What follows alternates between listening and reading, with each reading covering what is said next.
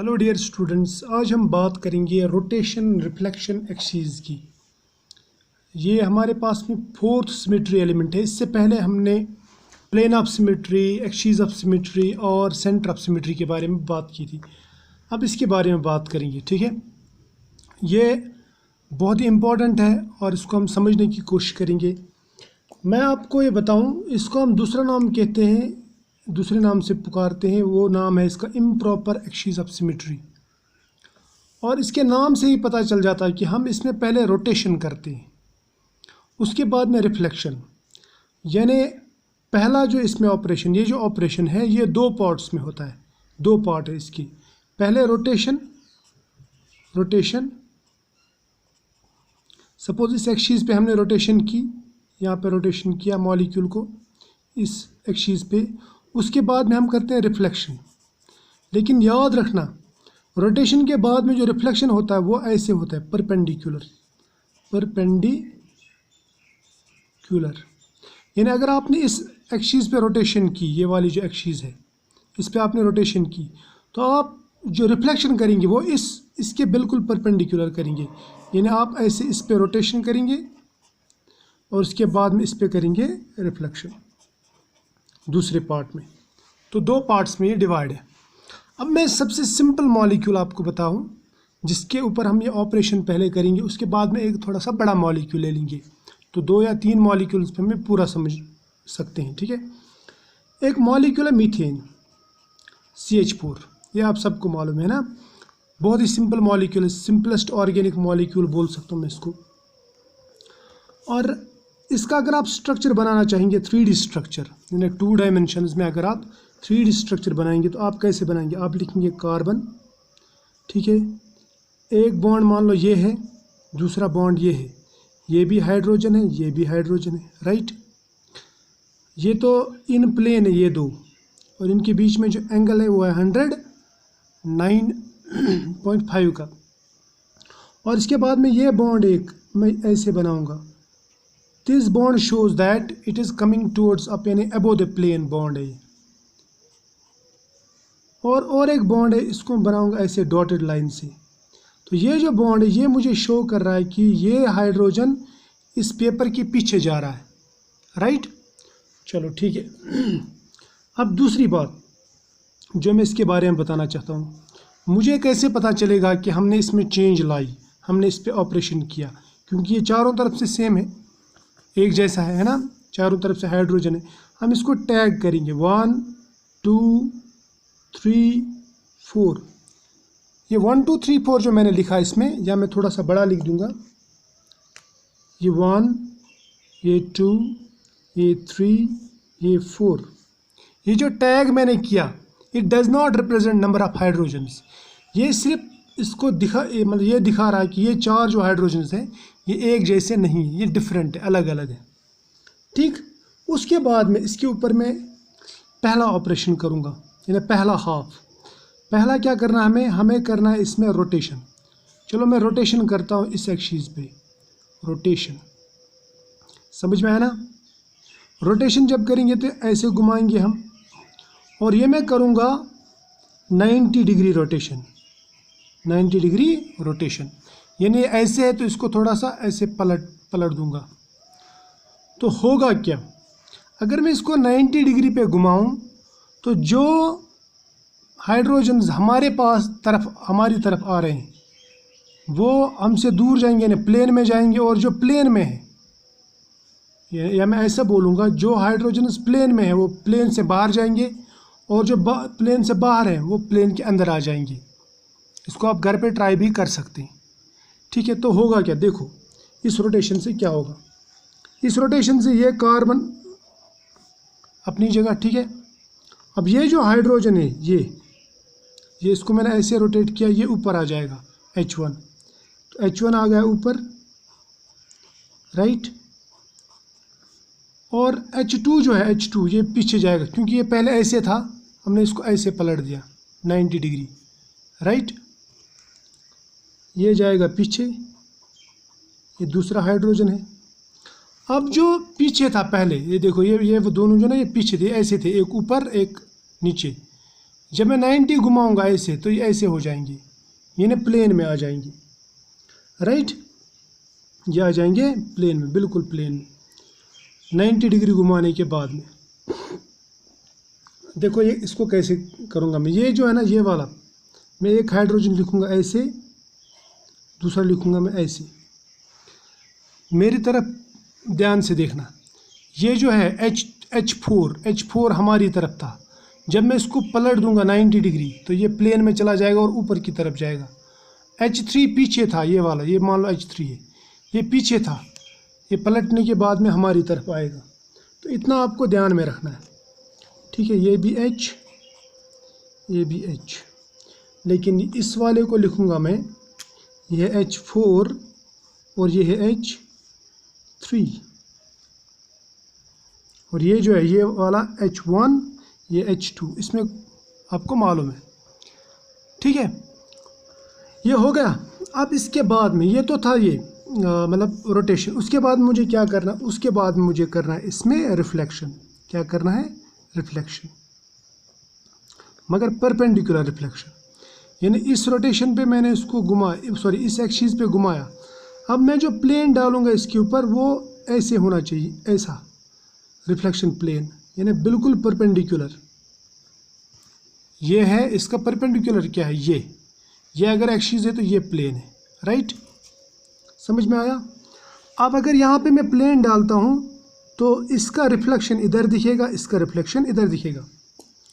इसको सोचने की ज़रूरत है। देखो पहले मैं बनाऊंगा कार्बन, ठीक, यहाँ पे कार्बन बनाता हूँ, कार्बन बनाया, राइट।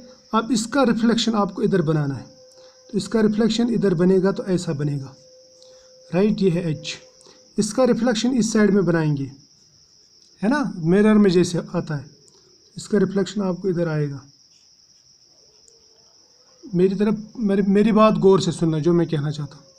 इसका रिफ्लेक्शन इधर बनाएंगे तो यहाँ पे ये प्लेन है तो इसका रिफ्लेक्शन भी प्लेन आएगा, ये भी प्लेन में है तो इसका रिफ्लेक्शन भी प्लेन में ही आएगा। अब ये भी H है, ये भी H है, ये भी H है, लेकिन ये जो रिफ्लेक्शन है ये H2 का रिफ्लेक्शन है, ठीक है, यानी ये जो ना H2 का रिफ्लेक्शन ये है H2, और ये जो रिफ्लेक्शन, इसका रिफ्लेक्शन क्या है, H1 का रिफ्लेक्शन ये है H1, राइट। H4 का रिफ्लेक्शन क्या है, H4। H3 का कहाँ है, H3, राइट, ये इसका रिफ्लेक्शन है। समझ में आया। अब आप इन दोनों को देखो, ये दोनों आपको बिल्कुल एक जैसे दिखेंगे, है ना, एक जैसे, these are similar to each other. यहाँ से लेके यहाँ तक ये पूरा एक ऑपरेशन है जो 2 स्टेप्स में होता है, रोटेशन, रिफ्लेक्शन। अब मैं पहला वाला और ये वाला स्ट्रक्चर अगर देखूं तो ये सिमिलर है, सिमिलर मतलब जिसमें आप कंफ्यूज होते हैं कि क्या ये यही है, क्या इसका ये यही चेहरा है कि ये कोई दूसरा चेहरा है। मतलब आप चेहरा देखेंगे तो आपको एक जैसे लगेंगे ये, लेकिन जो चालाक लोग रहते हैं ना वो इसको टैग करते हैं। देखो ये और ये, इसका स्ट्रक्चर आपको एक जैसा दिखेगा, एक ही जैसा। अगर मैं ये टैग हटा दूं तो आपको लगेगा ये मॉलिक्यूल तो हमने यही बनाया यहाँ पे, लेकिन अगर आप इसको गौर से देखेंगे, हमने जो निशानी रखी थी, जो टैग रखा था, वो टैग रखने के बाद में हमें पता चला कि इसमें कुछ चेंज आई है, इसमें हमने ऑपरेशन किया। कौन सा ऑपरेशन? पहले रोटेशन, उसके बाद में रिफ्लेक्शन, तब जाके ये बन गया। और ये वाला जो है ये इसके जैसा है लेकिन ये नहीं है। यहाँ पे H4 है, यहाँ पे H1 है, यहाँ पे H3 है, यहाँ पे H2 है, जबकि इसके दाएं साइड में यहाँ पे H1 H2, यहाँ पे H3 H4। क्लियर, समझ में आया। यानी आप जो सिमेट्री ऑपरेशन करते हैं, आप हूबहू मॉलिक्यूल वही बनाते हैं पहले वाले जैसा, लेकिन वो मॉलिक्यूल वो नहीं रहता, उसके जैसा रहता है। क्लियर, यानी ये और ये ओरिजिनल मॉलिक्यूल और ये जो ऑपरेशन के बाद में जो मॉलिक्यूल मिला ये हूबहू है, लेकिन यही नहीं है। यानी इनके चेहरे एक जैसे, लेकिन एक ही चेहरा नहीं है, एक जैसा है वो। यानी एक जैसा बोल सकता हूँ मैं, एक ही नहीं बोल सकता। क्लियर। अब मैं आपको दूसरा एक मॉलिक्यूल दिखाता हूँ। ये थोड़ा सा बड़ा मॉलिक्यूल है लेकिन सिंपल है। थोड़ा सा दिमाग लगाने की ज़रूरत है, बस बाकी कुछ भी नहीं। ये बनाता है ये मॉलिक्यूल, ये स्क्वायर है, ये कार्बन है, ठीक, ये सब कार्बन है। यहाँ पे इस कॉर्नर पे लिखता हूँ मैं एच और यहाँ पे लिखता हूँ मैं आर, यहाँ पे लिखता हूँ एच। इनको मैं टैग भी करूँगा ताकि पता चल जाए। उसके बाद में एच, ये आर, उसके बाद में यहाँ पे आर एच।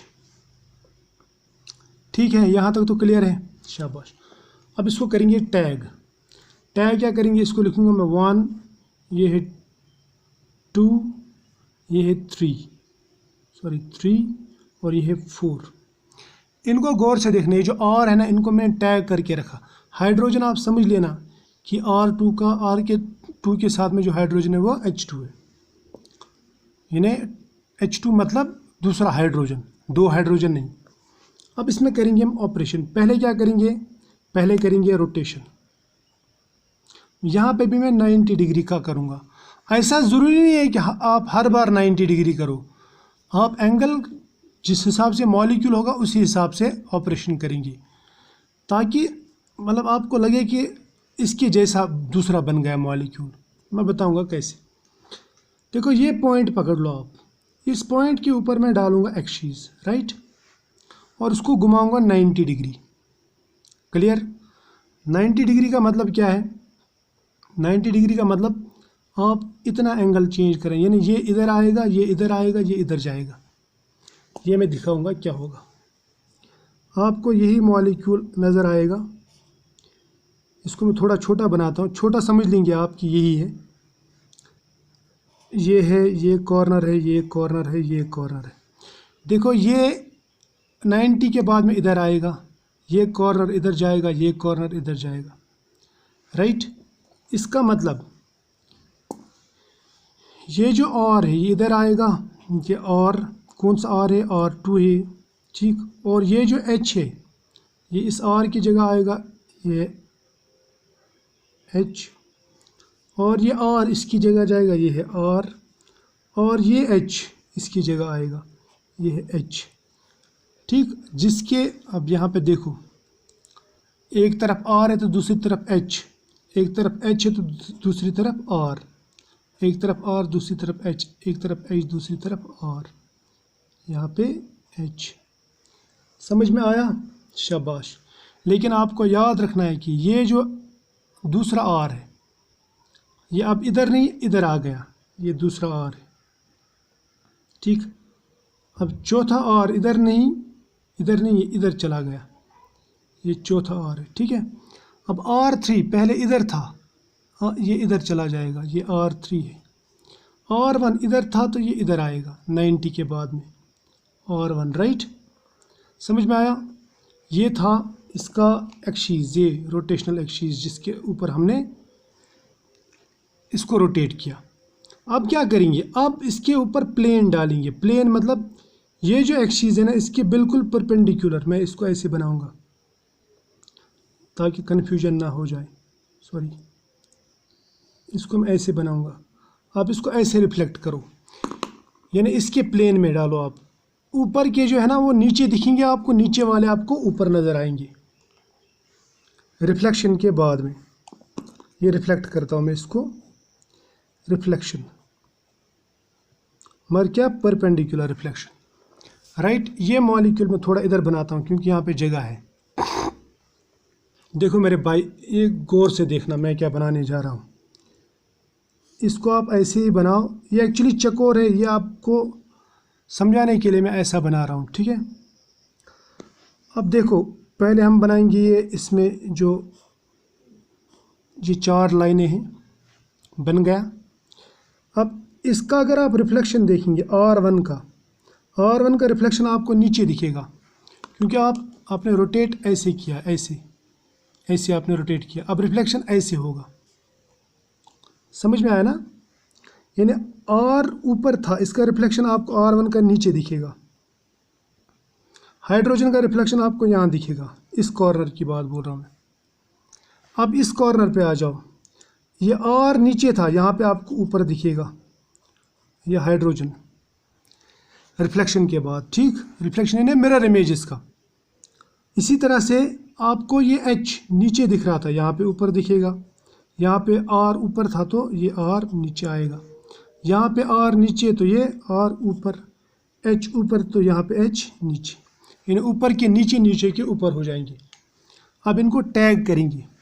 ये किसका रिफ्लेक्शन है? इस R का है ना, ये R1 है, ठीक, ये R2 है, ये R3 है, ये R4 है, राइट। अब क्लोजली देखो इनको, बिल्कुल कूल माइंड से देखो, इन दोनों को देखो। अगर मैं ये टैग हटा दूँ, ये हटा दूँ, ये हटा दूँ, ये हटा दूँ, आपको ये मॉलिक्यूल एक ही जैसा लगेगा, क्योंकि यहाँ पे भी H ऊपर R नीचे, H ऊपर R नीचे, यहाँ पे भी R ऊपर R H नीचे, R ऊपर R नीचे, H नीचे, यहाँ पे H ऊपर R नीचे, H ऊपर R नीचे, यहाँ पे R ऊपर H नीचे, R ऊपर H नीचे, एक ही जैसा है। लेकिन यहाँ पे ऊपर जो है R1 और R3 है, यहाँ पे ऊपर R4 और R2 है, यहाँ पे नीचे की तरफ R2 और R4 है, यहाँ पे उल्टा है R1 और R3। कंफ्यूज नहीं होना है, ये सिमिलर है, सिमिलर बट नॉट आइडेंटिकल, ये एक जैसे हैं लेकिन एक ही नहीं। तो आई होप ये आपको दिख रहा होगा कि रोटेशन रिफ्लेक्शन क्या होता है। रोटेशन रिफ्लेक्शन मतलब आप रोटेशन उसके बाद रिफ्लेक्शन जब करेंगे तो आपको एक इक्विवेलेंट मैं बोलूँगा इक्विवेलेंट स्ट्रक्चर मिल जाए, ठीक है, इक्विवेलेंट स्ट्रक्चर मिल जाए। क्लियर, समझ में आया ना? इक्विवेलेंट ही मिलना चाहिए। और इसमें हमने कितना SN मतलब कितना इम्प्रॉपर किया, आधा और आधा, एक इम्प्रॉपर एक्सिस में रोटेशन किया है ना। इसमें भी आधा और आधा, एक इम्प्रॉपर एक्सिस ऑफ रोटेशन। तो यहाँ तक मैं बोलूँगा कि हमने इसमें सिर्फ S1 किया। ये जो N है, N स्टैंड्स फॉर ऑर्डर, मतलब कितने ऑपरेशन आपने इस जैसे किए। क्लियर, हम लिखते हैं ना SN, N क्या है इसमें, N is equal to order, यानी कितने इम्प्रॉपर एक्सिस ऑफ रोटेशंस आपने किए या कितने रोटेशन रिफ्लेक्शंस आपने किए, ठीक है। तो यहाँ से लेके यहाँ तक, यहाँ से लेके यहाँ तक ये एक मॉलिक्यूल, इसके ऊपर हमने अलग मॉलिक्यूल है। आई होप आपको समझ में आया होगा। तो ये था मतलब लास्ट एलिमेंट ऑफ सिमेट्री जो हमें यहाँ पे डिस्कस करना था। इसके बाद में हम देखेंगे कि इन एलिमेंट्स ऑफ सिमेट्री और जो कायरलिटी है उसका क्या रिलेशन है, यानी ऑप्टिकल एक्टिविटी और सिमेट्री एलिमेंट्स का आपस में क्या रिलेशन है वो देखेंगे हम, ठीक है। लेकिन आज नहीं, वो नेक्स्ट लेक्चर में देखेंगे। तब तक के लिए बाय।